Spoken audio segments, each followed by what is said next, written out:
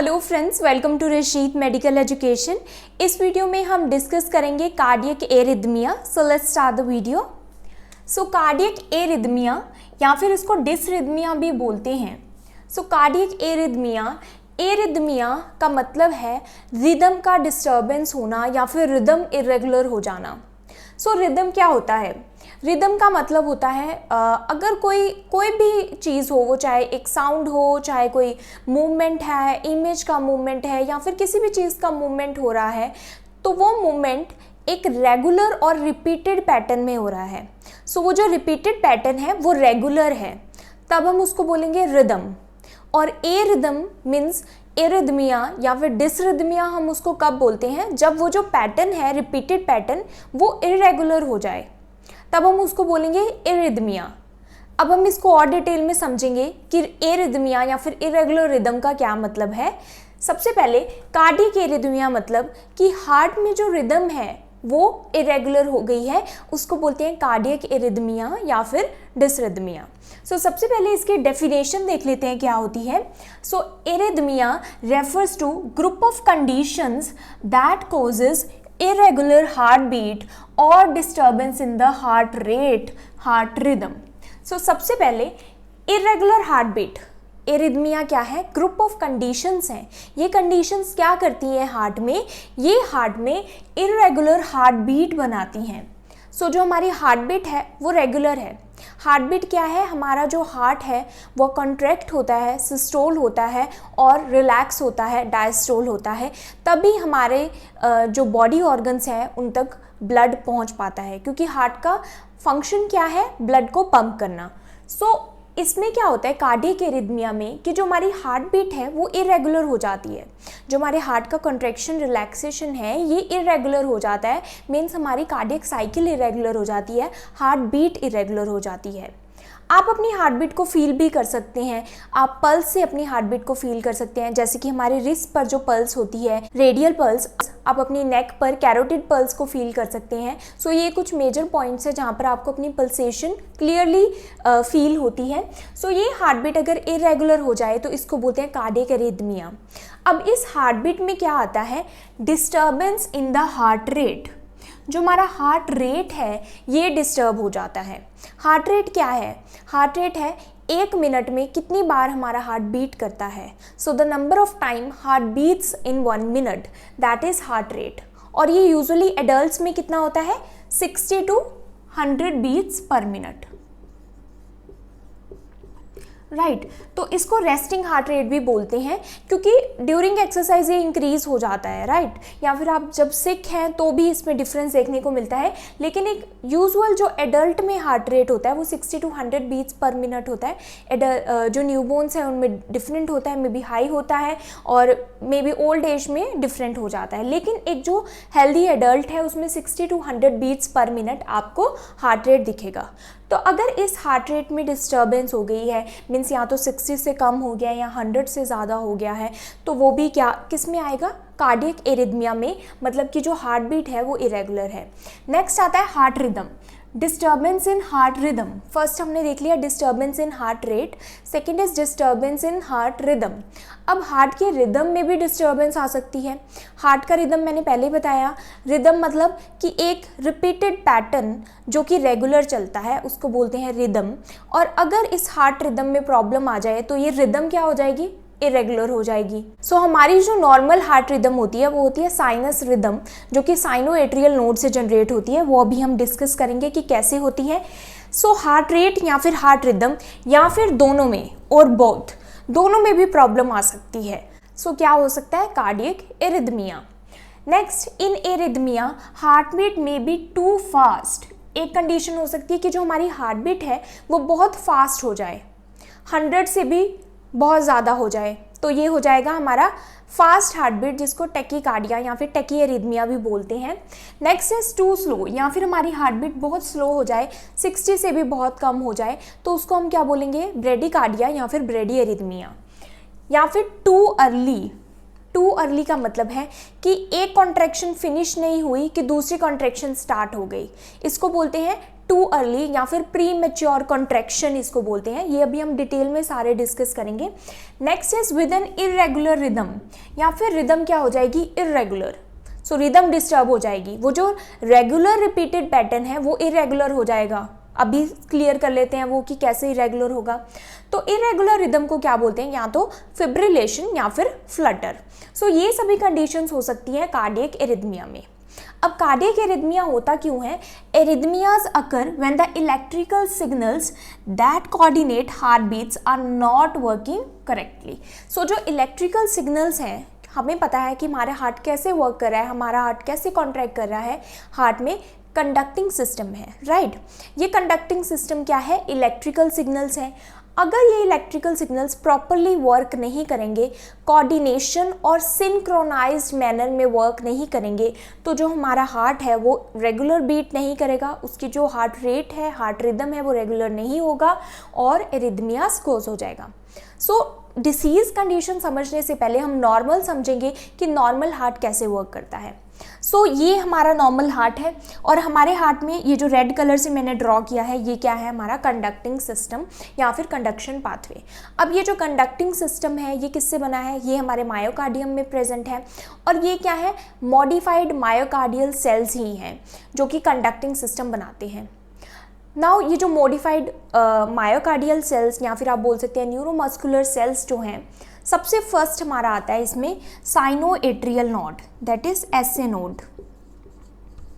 SA node कहाँ पर present होता है, सुपीरियर वेना केवा के नीचे और कहाँ पर, राइट एट्रियम में। ये हमारा राइट एट्रियम है, ये लेफ्ट एट्रियम है, ये राइट वेंट्रिकल है और ये लेफ्ट वेंट्रिकल है। सो ये राइट एट्रियम में सुपीरियर वेना केवा के नीचे एसए नोड प्रेजेंट होता है और ये हमारा क्या है, प्राइमरी पेसमेकर।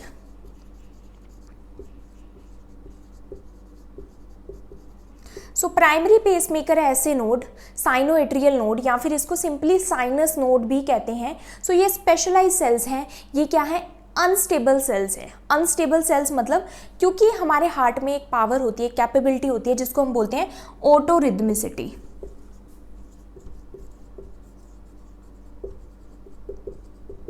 ऑटोरिदमिसिटी का मतलब है कि जो हमारा हार्ट है वो अपनी रिदम खुद सेट करता है, वो अपने आप इलेक्ट्रिकल इम्पल्सेस को जनरेट करता है और खुद से ही कॉन्ट्रैक्ट और रिलैक्स होता है। कोई इसको नर्वस सिस्टम की ज़रूरत नहीं है कॉन्ट्रैक्ट या फिर रिलैक्स होने के लिए। हालांकि जो नर्वस सिस्टम है that is autonomic nervous system ANS, वो इसके रेट को सेट करता है कि ये फास्ट बीट करे या स्लो बीट करे या फिर कुछ हॉर्मोन्स हैं वो इसके रेट को सेट करते हैं। ऑटोनॉमिक नर्वस सिस्टम जैसे कि जो सिंपैथेटिक नर्वस सिस्टम है वो हार्ट रेट को इंक्रीज करते हैं, जो पैरासिम्पैथेटिक नर्वस सिस्टम है वो हार्ट रेट को डिक्रीज करता है। सो वो एक सेपरेट टॉपिक है, लेकिन हमारे हार्ट में क्या पावर है, ऑटोरिदमिसिटी की। ये अपनी इलेक्ट्रिकल इंपल्सेस को खुद ही जनरेट करता है और आगे पास ऑन करता है। सो इसमें जो प्राइमरी रोल प्ले करता है वो क्या है, हमारा एसए नोड। ये रेड कलर का जो नोड मैंने बनाई है गांठ सी, दिस इज एसए नोड और ये क्या है, सेल्स हैं, मॉडिफाइड सेल्स हैं, मॉडिफाइड न्यूरोमस्कुलर सेल्स हैं जो कि इलेक्ट्रिकली अनस्टेबल हैं और अपनी इलेक्ट्रिकल इंपल्सेस को यहाँ से जनरेट करते हैं।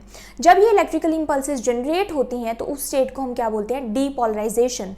और ये इलेक्ट्रिकल इंपल्सेस जब जनरेट होती हैं सो ये पूरे एट्रिया में स्प्रेड होती है, पूरे एट्रिया का जो मायोकार्डियम लेयर है वहाँ स्प्रेड होती है।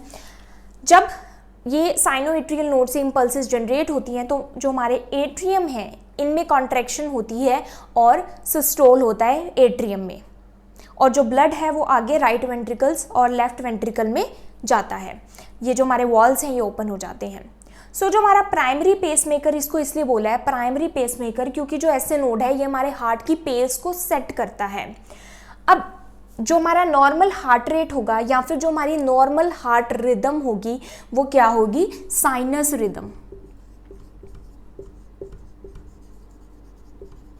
साइनस रिदम का मतलब है कि जो रिदम ऐसे नोड से जनरेट होगी, जब ऐसे नोड से जो रिदम जनरेट होगी तभी जो हमारा हार्ट है एक तो वो कोऑर्डिनेशन में वर्क करेगा, कोऑर्डिनेशन में बीट करेगा, कोऑर्डिनेटेड मैनर में रेगुलेट होगा हमारा हार्ट, सिंक्रोनाइज मैनर में कॉन्ट्रैक्ट और रिलैक्स करेगा। साथ में ही जो हमारा हार्ट रेट होगा, अगर ऐसे नोड से जनरेट होती हैं रिदम तो हमारा हार्ट रेट कितना होगा, 60 to 100 बीट्स पर मिनट। जो कि हमारा नॉर्मल हार्ट रेट होता है, और या फिर इसको 72 बीट्स पर मिनट भी बोलते हैं। 72 बीट्स पर मिनट एक स्पेसिफिक है, अगर हम रेंज लेकर चले तो 60 to 100 बीट्स पर मिनट। और नॉर्मल रिदम हमारी कौन सी होगी? साइनस रिदम, जो कि ऐसे नोड से जनरेट होगी और प्रॉपरली पूरे जो हमारा हार्ट है उसमें कंडक्शन होगी इस रिदम की, पूरे हार्ट में ये ट्रांसमिटेड होगी रिदम। अब ऐसे नोड से एक और स्ट्रक्चर यहाँ पर प्रेजेंट है, ये रेड वाला, ये क्या है? हमारा एवी नोड, एट्रियोवेंट्रिकुलर नोड। ये कहाँ पर प्रेजेंट होता है? ये भी राइट एट्रियम में ही प्रेजेंट है, लेकिन ये कहाँ पर प्रेजेंट है? जो हमारे एट्रियोवेंट्रिकुलर वॉल्व्स मीन्स एट्रिया और वेंट्रिकल के बीच में जो वॉल्व है वहाँ पर उसके पास प्रेजेंट है। So that is AV node. ऐसे नोड जब जनरेट होता है, मतलब ट्रिगर होता है और ये अपनी इलेक्ट्रिकल इंपल्सेस एट्रिया में स्प्रेड कर देता है, तो ये एवी नोड यहाँ से इन इलेक्ट्रिकल इंपल्सेस को कैच कर लेते हैं और ये जो इंपल्सेस हैं ये एवी नोड में ट्रांसफ़र हो जाती है। यहाँ पर अब जो इम्पल्सेस आगे जाएंगी ये 0.1 सेकेंड का डिले यहाँ पर लेती है, शॉर्ट डिले इसलिए लेती हैं ताकि जो एट्रिया है वो पूरे कॉन्ट्रैक्ट हो जाए, वेंट्रिकल्स में ब्लड कंप्लीटली फिल हो जाए। तो इतना ये 0.1 सेकेंड का वेट करती है। अब एवी नोड से जो इम्पल्सेस है अब यहाँ से जनरेट होनी स्टार्ट होंगी। अब यहाँ से इम्पल्सेस कहाँ जाएंगी? ये जो बंडल ब्रांचेस हैं जिसको बोलते हैं बंडल ऑफ हिस, देन जो पूरा मायोकार्डियम में, वेंट्रिकल के मायोकार्डियम में ये जो परकिंजे फाइबर्स हैं, सो परकिंजे फाइबर्स में जाएंगी और ये पूरे वेंट्रिकल में क्या होगा? इम्पल्सेस स्प्रेड हो जाएंगी और फिर वेंट्रिकल कॉन्ट्रैक्ट करेंगे। सो ये क्या है? एवी नोड है सेकेंडरी पेसमेकर। लेकिन जो रिदम है और जो हार्ट रेट है हमारा वो ऐसे नोड सेट करता है। जो एवी नोड है इससे अगर सेट होगी तो बहुत स्लो हार्ट रेट हमारी जाएगी। सो ऐसे नोड से हमारी रिदम और हार्ट रेट सेट होता है, that is 60 to 100 beats per minute. So normally इस तरह से हमारा जो हार्ट है वर्क करता है कि ऐसे नोड से इम्पल्सेस जनरेट होती हैं, ऐसे नोड से इम्पल्सेस एट्रिया में फैलती हैं, स्प्रेड होती हैं, देन एट्रिया कॉन्ट्रैक्ट होते हैं, देन एवी नोड में इम्पल्सेस जाती हैं, देन एवी नोड से कहाँ जाती है? हमारे जो बंडल ऑफ हिस है, बंडल फाइबर्स, और देन जो परकिंजे फाइबर्स हैं, ये जो ब्रांचेस हैं, देन पूरे वेंट्रिकल्स में ये इम्पल्सेस फैल जाती है, स्प्रेड होती हैं, देन वेंट्रिकल्स कॉन्ट्रैक्ट होते हैं और ब्लड आगे आयोटा में और पल्मनरी वॉल में जाता है, राइट, पल्मनरी आर्टरी में जाता है। सो इस तरह से हमारा हार्ट है वो वर्क करता है और ये साइकिल दोबारा से शुरू हो जाती है। तो ये हमारा नॉर्मल रिदम है, नॉर्मल हार्ट रेट है हमारा, इस तरह से फंक्शन करता है। लेकिन अगर इन नोड्स में ऐसे नोड, एवी नोड और जो भी हमारा कंडक्टिंग सिस्टम है, अगर इसमें कुछ प्रॉब्लम हो जाती है, कुछ भी डिस्टर्बेंस हो जाती है, तो एक तो हमारा हार्ट रेट भी एबनॉर्मल हो जाएगा, प्लस हमारे हार्ट की जो रिदम है उसमें भी प्रॉब्लम आएगी। सो इसलिए क्या बनता है? Cardiac arrhythmia. जब इनमें कंडक्टिंग सिस्टम मीन्स जो हमारे इलेक्ट्रिकल सिग्नल्स हैं इसमें कोई भी डिस्टर्बेंस आएगी तो क्या अकर होगा? एरिथमियास या फिर डिसरिथमिया। अब हम समझते हैं कि रिदम क्या होता है, हार्ट रिदम क्या होता है। तो दोनों में यहाँ पर हार्ट रेट है 70 beats per minute, 70 beats per minute. Suppose हम ये ले लेते हैं, आप चाहे 72 बीट्स पर मिनट लो, 70 लो, आपकी मर्जी है। सो दोनों में हार्ट रेट क्या है? सेम है। तो अभी मैं कंडीशन बता रही हूँ जिसमें हार्ट रेट तो सेम है लेकिन हार्ट रिदम में प्रॉब्लम है। अब रिदम क्या है कि ये जो वेव्स हैं, पी वेव्स, ये क्या है? नॉर्मल है। इनकी जो हाइट है मीन्स जो पीक है वो सेम है, सबकी सेम है। बीच में जो इंटरवल है वो भी कंसिस्टेंट है और सेम है। सो रेगुलर पैटर्न है, रिपीटेड पैटर्न है, जो इंटरवल है वो कंसिस्टेंट है, जो पीक है वेव्स की वो कंसिस्टेंट है। तो इसको हम क्या बोलेंगे? Normal rhythm. अब यहाँ पर देखिए हार्ट रेट तो सेम है, 70 बीट्स पर मिनट ही है, लेकिन यहाँ पर क्या है कि ये जो रिदम है ये एबनॉर्मल है। कैसे एबनॉर्मल है? ये जो वेव्स हैं 3 एकदम आ गई, बीच में इंटरवल बहुत कम है, रेगुलर इंटरवल नहीं है, 3 बैक टू बैक वेव्स आ गई। ये जो पी वेव्स हैं 2 सेम हाइट की है लेकिन ये कम है, मीन्स इसकी जो कॉन्ट्रैक्शन पावर है इतनी नहीं है, ब्लड आगे अच्छे से पंप नहीं हुआ। अब यहाँ पर बहुत ज़्यादा स्पेस आ गया, इंटरवल इंक्रीज है, कंसिस्टेंट नहीं है, पी वेव सेम है।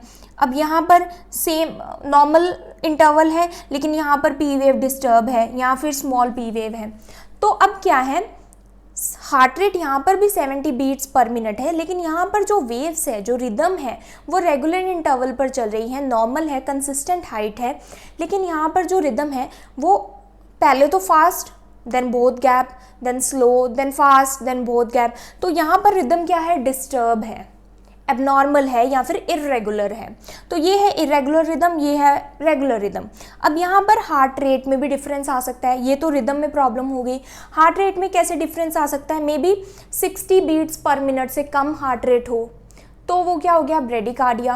Maybe 100 beats per minute से ज़्यादा हो जाए तो दैट इज़ टेकिकार्डिया। तो हार्ट रेट में भी डिफरेंस आ सकता है। तो अभी हमें क्या पता लगा इससे कि रिदम भी इरेगुलर हो सकती है और हार्ट रेट भी इरेगुलर हो सकता है, प्रीमेच्योर कॉन्ट्रैक्शन भी हो सकती है और इरेगुलर रिदम भी हो सकता है, फिब्रिलेशन भी हो सकता है, फ्लटर भी हो सकता है। सो ये जो कंडक्टिंग सिस्टम मैंने यहाँ पर बनाया है, अब ये क्या है, ये जो कंडक्शन है इसके जनरेशन में भी प्रॉब्लम आ सकती है कि यहाँ से जो इलेक्ट्रिकल इंपल्सेस है वो प्रॉपरली जनरेट ही नहीं हो रही, फॉर्म ही नहीं हो रही। चाहे वो ऐसे नोड से भी अच्छे से फॉर्म नहीं हो सकती, एवी नोड से भी अच्छे से फॉर्म नहीं हो सकती, आगे पास नहीं हो सकती। So first formation of conduction में भी प्रॉब्लम आ सकती है। सेकेंड, जो कंडक्शन है आगे पासिंग होना है किसका, इंपल्सेस का, मीन्स ट्रांसमिशन में भी प्रॉब्लम आ सकती है। सपोज अगर ऐसे नोड से कंडक्शन बन भी गई लेकिन आगे एवी नोड में पास होने में दिक्कत आ रही है, एवी नोड से आगे बंडल ऑफ ब्रांचेस में प्रॉब्लम आ रही है आगे पास होने में, सो कंडक्शन की जो जनरेशन है, जो हमारी इलेक्ट्रिकल इम्पल्सेस है उसकी फर्स्ट जनरेशन में भी प्रॉब्लम आ सकती है या फिर फॉर्मेशन में प्रॉब्लम आ सकती है। सेकेंड थिंग, आगे ट्रांसमिशन जो होनी है इलेक्ट्रिकल इम्पल्सेस की उसमें भी कहीं प्रॉब्लम आ सकती है, जिसके कारण irregular heart rate, irregular rhythm या फिर कार्डियक एरिथमिया होता है। सो अगर हम एक बार ब्रीफली डिस्कस करें तो क्या हो रहा है बेसिकली यहाँ पर कंडक्टिंग सिस्टम जो हार्ट का है। सो फर्स्ट है एसए नोड। एसए नोड क्या है, प्राइमरी पेसमेकर जहाँ से रिदम और इलेक्ट्रिकल इम्पल्सेस स्टार्ट होती हैं। एसए नोड ही सेट करता है कि हार्ट की रिदम क्या होगी और हार्ट का रेट क्या होगा। तो हार्ट रेट एसए नोड से स्टार्ट होती है, that is sinus rhythm. So sinus rhythm normal rhythm है हार्ट की और हार्ट रेट होता है 60 to 100 बीट्स पर मिनट।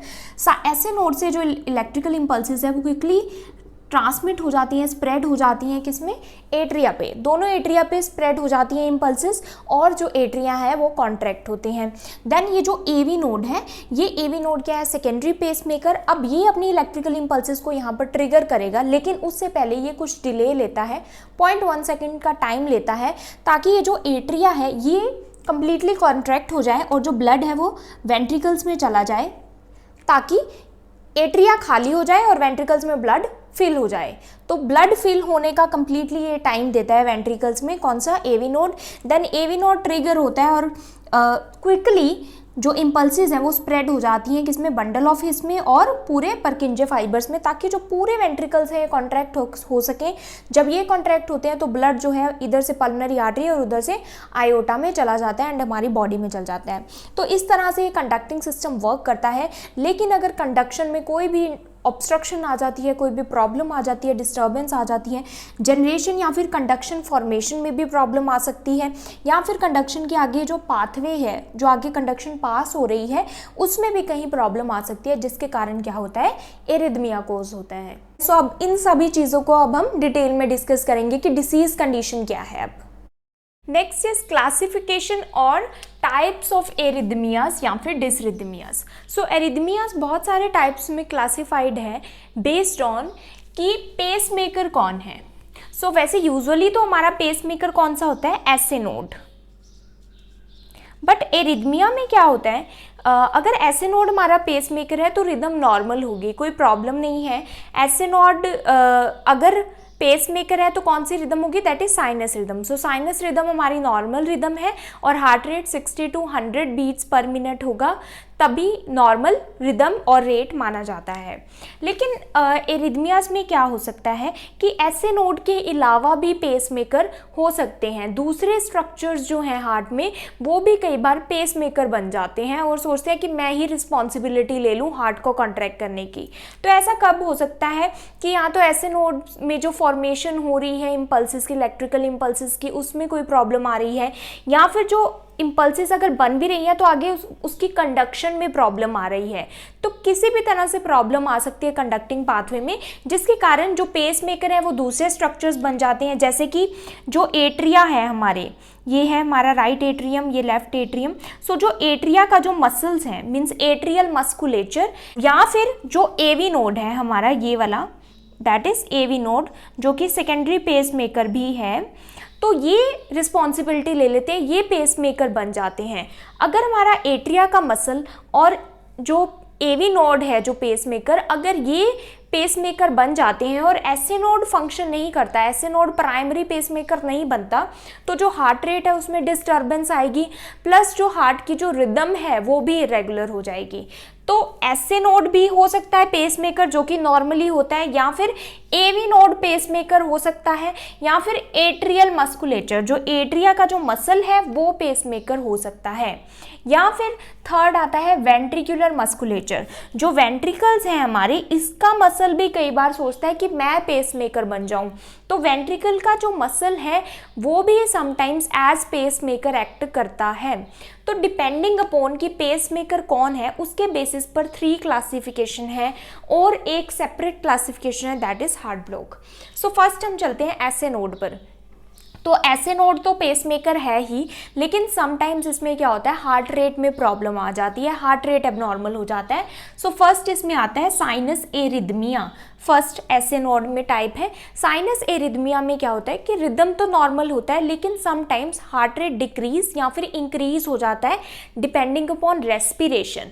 ये एक डिफरेंट टाइप का है। अगर हम इंस्पिरेशन करते हैं, जब हम एयर को अंदर लेते हैं, तो जो हार्ट रेट है इसमें वो इंक्रीज हो जाता है, और जब हम एक्सपिरेशन करते हैं, जब हम एयर को एक्सहेल करते हैं, उस टाइम पर हार्ट रेट डिक्रीज हो जाता है। तो ये है साइनस एरिथमिया। नेक्स्ट आता है साइनस टेकिकार्डिया। साइनस टेकिकार्डिया क्या होता है, इंक्रीज हो जाता है हार्ट रेट। हार्ट रेट हमारा नॉर्मल है 60 to 100 बीट्स पर मिनट, लेकिन साइनस टेकिकार्डिया में क्या होता है, 100 से ऊपर बीट्स चल जाती है। जो हमारा हार्ट रेट है वो 100 से ऊपर चला जाता है, इवन 100 से इंक्रीज हो जाता है, या फिर increase up to 150 beats per minute. 150 beats per minute से भी ज़्यादा हो सकता है। तो that is sinus tachycardia. Next आता है sinus bradycardia. Bradycardia means decrease heart rate. अगर 60 से कम हार्ट रेट चला जाता है और जो ओरिजिन है इलेक्ट्रिकल इम्पल्सिस का वो एसए नोड ही है, तो हम उसको बोलेंगे साइनस ब्रेडिकार्डिया। सो इसमें क्या होता है कि जो हार्ट रेट है वो 60 से भी नीचे चला जाता है। तो अगर बहुत ज़्यादा कम हार्ट रेट हो जाता है तो हमारे जो ऑर्गन्स हैं उनको परफ्यूजन नहीं हो पाती, उनको न्यूट्रिएंट्स या फिर ब्लड नहीं मिल पाता। सो ये है अगर एसए नोड ही हमारा वर्क कर रहा है और उसी की इलेक्ट्रिकल इम्पल्सिस के अकॉर्डिंग रिदम चल रही है, लेकिन हार्ट रेट में प्रॉब्लम आ रही है, तो ये 3 टाइप्स आएंगे एसए नोड के अंडर। अगर एवी नोड पेसमेकर बन जाता है, एवी नोड और एसए नोड जो प्राइमरी रोल कर रहा था वो अब नहीं कर रहा, या फिर एट्रियल मस्कुलेचर जो एट्रिया के मसल्स हैं वो पेसमेकर की तरह एक्ट करते हैं, तो क्या होता है, फर्स्ट टाइप आता है सुप्रा वेंट्रिकुलर टेकिकार्डिया। सुप्रा वेंट्रिकुलर का मतलब है वेंट्रिकल्स के ऊपर, मतलब या तो एवी नोड या फिर एट्रियल मसल जो कि वेंट्रिकल्स के ऊपर ही प्रेजेंट है, अगर ये पेसमेकर की तरह एक्ट करते हैं तो क्या कंडीशन होती है, सुप्रा वेंट्रिकुलर टेकिकार्डिया, जो कि बेसिकली एट्रिया में होता है। तो इसमें क्या होता है सुप्रा वेंट्रिकुलर टेकिकार्डिया में, tachycardia means increase heart rate increase हो जाएगा, 100 से अबव हो जाएगा, 150 से अबव हो जाएगा। सुप्रा वेंट्रिकुलर टेकिकार्डिया में क्या होता है, सडन इंक्रीज होता है हार्ट रेट का, और जो ओरिजिन होगा वो कहाँ पर होगा, एट्रियल मसल में या फिर एवी नोड से। सो एट्रिया में, एट्रिया के जो हार्ट मसल्स हैं वो सडनली इंक्रीज कॉन्ट्रैक्शन कर देते हैं और हार्ट रेट सडनली इंक्रीज हो जाता है। Next is atrial Flutter. Atrial Flutter क्या होता है, ये सभी जो टाइप्स हैं इनका जो पेसमेकर होगा या तो एवी नोड से ओरिजिन होगा या फिर एट्रियल मस्कुलेचर से। एट्रियल फ्लटर होता है, इसमें जो एट्रिया है वो सडनली और रैपिडली कॉन्ट्रैक्ट करते हैं, दैट इज एट्रियल फ्लटर। और ऐसे कॉन्ट्रैक्ट करते हैं, ऐसे बीट करते हैं, जैसे कि आपने एक बर्ड देखा होगा तो बर्ड के जो विंग्स हैं वो क्विकली फ्लटर करते हैं, ऐसे ही एट्रियल फ्लटर होता है। जब एट्रिया क्विकली फ्लटर करता है मीन्स क्विकली कॉन्ट्रैक्ट होता है, इरेगुलरली कॉन्ट्रैक्ट होता है, सडनली और रैपिडली और इरेगुलरली जब कॉन्ट्रैक्ट होगा, सो एट्रियल फ्लटर की कंडीशन आएगी। इसमें जो हार्ट रेट है बहुत ज़्यादा चल जाता है, 200 से 300 beats per minute heart rate चला जाता है। Next is atrial fibrillation. Atrial fibrillation में और भी ज़्यादा सीवियर कंडीशन हो जाती है। इसमें भी जो एट्रियल मसल्स हैं ये बहुत ज़्यादा रैपिडली और इरेगुलरली बीट करते हैं, कॉन्ट्रैक्ट करते हैं। इसमें जो हार्ट रेट होता है वो 300 to 400 बीट्स पर मिनट चला जाता है। Next is pre mature atrial contraction. Pre mature atrial contraction का मतलब है कि अभी एक साइकिल फिनिश भी नहीं होती हार्ट रेट की, लेकिन एट्रिया दोबारा से प्री मैच्योरली कॉन्ट्रैक्ट करते हैं। So that is pre mature atrial contraction. इसमें क्या होता है कि जो पी वेव होती है जो कि एट्रिया के कॉन्ट्रैक्ट होने पर आती है वो एक्स्ट्रा होती है। एक साइकिल में एक एक्स्ट्रा पी वेव हमको नज़र आती है। वो क्या साइन दे रहा है कि जो एट्रिया है वो प्री मैच्योरली कॉन्ट्रैक्ट कर रहे हैं, that is pre mature atrial contraction. Next आता है वेंट्रिकुलर मस्कुलेचर में, फर्स्ट आता है वेंट्रिकुलर टैकीकार्डिया। सो वेंट्रिकुलर टैकीकार्डिया में क्या होता है, वेंट्रिकुलर टैकीकार्डिया सुप्रा वेंट्रिकुलर टैकीकार्डिया से डिफरेंट है। इज दैट कि सुप्रा वेंट्रिकुलर टैकीकार्डिया कहाँ हो रहा है, जो हमारे एट्रिया का जो मस्कुलेचर है, ये वाला जो मसल है, यहाँ पर सुप्रा वेंट्रिकुलर टैकीकार्डिया आ रहे हैं, यहाँ पर सडनली एक्साइटेड हो रहे हैं मसल। लेकिन अगर हम वेंट्रिकुलर मस्कुलेचर की बात करें और उसमें वेंट्रिकुलर टैकीकार्डिया की बात करें तो ये सिर्फ वेंट्रिकल्स में टैकीकार्डिया हो रहा है। और ये वेंट्रिकल में टैकीकार्डिया का मतलब है कि यहाँ पर सडनली हार्ट रेट बहुत ज़्यादा इंक्रीज हो जाता है और जो वेंट्रिकल के मसल्स हैं वो सडनली एक्साइटेड हो जाते हैं बहुत ज़्यादा, दैट इज़ वेंट्रिकुलर टैकीकार्डिया। उसके बाद आता है वेंट्रिकुलर फिब्रिलेशन। वेंट्रिकुलर फिब्रिलेशन एक सीरियस कंडीशन है। इसमें क्या होता है कि जो वेंट्रिकल्स के मसल्स हैं ये रैपिडली और इरेगुलरली कॉन्ट्रैक्ट करना स्टार्ट कर देते हैं, एक्साइटेड हो जाते हैं। वेंट्रिकुलर फिब्रिलेशन वेंट्रिकुलर टैकीकार्डिया की वजह से भी हो सकता है। वेंट्रिकुलर फिब्रिलेशन में जो हार्ट रेट है बहुत हाई चल जाता है, 400 to 500 बीट्स पर मिनट भी हार्ट रेट इसमें जा सकता है। नेक्स्ट आता है pre mature ventricular contraction. Pre mature ventricular contraction क्या होता है, जैसे प्री मैच्योर एट्रियल कॉन्ट्रैक्शन होता है ऐसे ही एक साइकिल खत्म होने से पहले ही प्री मैच्योर जो वेंट्रिकल्स हैं वो प्री मैच्योरली कॉन्ट्रैक्ट करते हैं, प्री मैच्योरली कॉन्ट्रैक्ट करते हैं वेंट्रिकल, और एक QRS कॉम्प्लेक्स एडिशनल नज़र आता है। सो वो क्यों आता है QRS कॉम्प्लेक्स एडिशनल नज़र, बिकॉज जो वेंट्रिकल्स हैं वो प्री मैच्योरली एक बार कॉन्ट्रैक्ट कर रहे हैं लेकिन फिर से प्री मैच्योरली कॉन्ट्रैक्ट करते हैं, that is pre mature ventricle contraction. और अगर ये तीनों कंडीशंस होती हैं, ventricular fibrillation, pre mature ventricle contraction, तो क्या होता है कि वेंट्रिकल्स कंप्लीटली रिलैक्स नहीं हो पाते, उनमें ब्लड अच्छे से फिल नहीं हो पाता, और जब बार बार कॉन्ट्रैक्ट करेंगे वेंट्रिकल्स तो आगे ब्लड नहीं जाएगा, इनफ ब्लड हमारी बॉडी में नहीं जाएगा, हमारे ऑर्गन्स को नहीं मिल पाता। सो ये मेन, अगर ऐसे नोड पेसमेकर है तो ये 3 टाइप्स आएंगे। अगर एवी नोड और एट्रियल मस्कुलेचर पेसमेकर की तरह एक्ट कर रहे हैं तो ये टाइप्स आते हैं। अगर वेंट्रिकुलर मस्कुलेचर पेसमेकर की तरह एक्ट कर रहा है तो ये टाइप्स आते हैं। नेक्स्ट आता है हार्ट ब्लॉक। हार्ट ब्लॉक का मतलब है कि अगर जो ऐसे नोड है या फिर एवी नोड है वहाँ से इम्पल्सेस तो बन रही हैं, इन नोड से इम्पल्सेस तो जनरेट हो रही हैं लेकिन आगे पास नहीं हो पा रही, किसी वजह से ये जो इम्पल्सेस हैं ये पास नहीं हो पा रही, जो कंडक्शन का जो पाथवे है उसमें डिस्टर्बेंस आ रही है, तो उसमें ब्लॉकेज आ रही है, इसलिए इसको हार्ट ब्लॉक बोलते हैं। जैसे कि ऐसे ब्लॉक, ऐसे ब्लॉक का मतलब है साइनो एट्रियल ब्लॉक। सो ऐसे ब्लॉक में क्या होता है कि ये जो ऐसे नोड है, ऐसे नोड से एवी नोड में जो इम्पल्स है वो ट्रांसमिट नहीं हो पाती। सो जो इलेक्ट्रिकल इम्पल्सेस है जब वो ऐसे नोड से एवी नोड तक नहीं पहुंच पाएंगी तो उसको बोलेंगे SA ब्लॉक। देन आता है एवी ब्लॉक। एवी ब्लॉक होता है एट्रियो वेंट्रिकुलर ब्लॉक। इसमें क्या होता है कि जब एवी नोड से जो इलेक्ट्रिकल इम्पल्सेस हैं वो वेंट्रिकल्स तक नहीं जा पाएंगी तो उसको बोलेंगे AV block. So this is the part 1 of cardiac arrhythmia in which I have explained about different types of arrhythmia. In types को हम डिटेल में डिस्कस करेंगे part 2 में, so stay tuned for part 2 of cardiac arrhythmia. If you understood this video then please like, subscribe and share to my channel. Also do support women empowerment. Thank you for watching.